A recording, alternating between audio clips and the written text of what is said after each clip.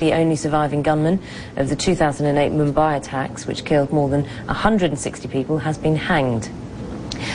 Indian officials said that Ajmal Kasab, a Pakistani national, was executed in prison in the city of Pune after the Indian president rejected a petition for mercy.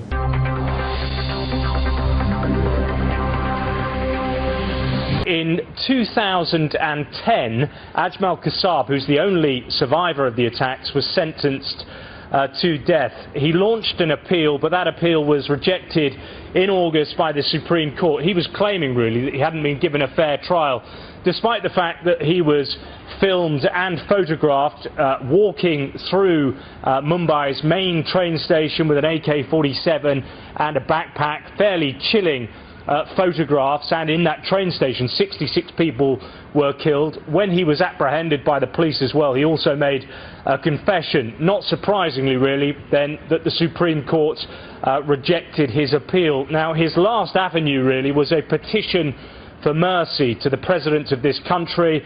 On November the 6th, the President Pranab Mukherjee rejected that appeal, and on November the 8th, the Home Ministry signed really his death warrant. And on Monday, he was moved from the Arthur Road prison in Mumbai to another prison in Maharashtra state in Pune, and at 7:30 this morning, he was hanged. Now, we've had a statement from the Home Minister in Maharashtra. He says that Kasab's hanging is a tribute to all the 166 people killed, as well as those police officers martyred in the attack. And around India, there have actually been celebrations that this moment has finally come. The government was accused of being soft on terrorism by not carrying out this killing much sooner.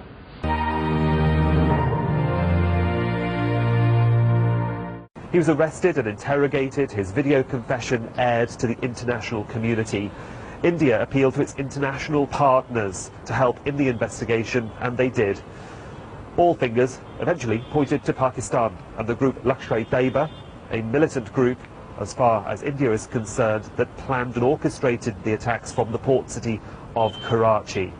India continues to request that Pakistan hand over the ringleaders of the Mumbai attacks. There's nothing happening on that level at the moment, but the government continue to pursue it.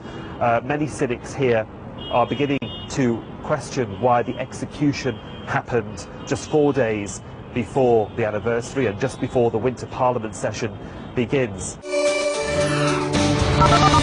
A lot of people here just woke up to the news and are surprised. Everyone knew it was coming. He was actually sentenced to death back in 2010. So a lot of people here were actually wondering when this was going to happen. But still, it is a huge surprise and a big news for people here in India.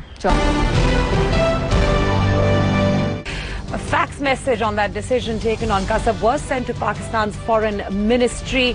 Pakistan did acknowledge that fax later in the day, also, of course, not claiming the terrorist body. Kasab's mercy plea was rejected by the President Pranab Mukherjee on the 5th of November. The execution order was signed by the Home Minister Sushil Kumar Shinde on the 7th, also forwarded to jail authorities on the 8th. And meanwhile, speaking to our editor-in-chief Rajdeep Sardesai just a short while back, the Home Minister Sushil Kumar Shinde credited President Pranab Mukherjee with having expedited that decision on Kasab. In fact, the Home Minister told us that no decision had been taken as yet on Afzal Guru as well. He said only a very small Kasab's hanging this morning, and that not even Sonia Gandhi or the Congress core group knew of it. Shinde also denied that the cancellation of Rehman Malik's visit had anything to do with the decision to execute Kasab.